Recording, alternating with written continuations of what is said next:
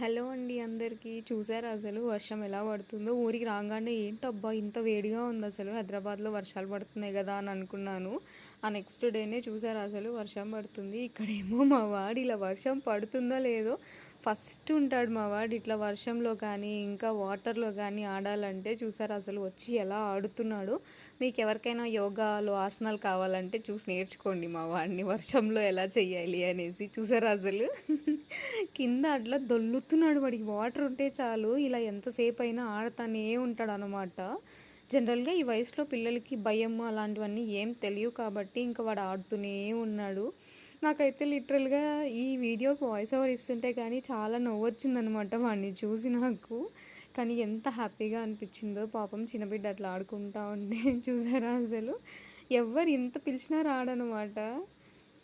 Video నచ్చితే subscribe చేసుకోండి.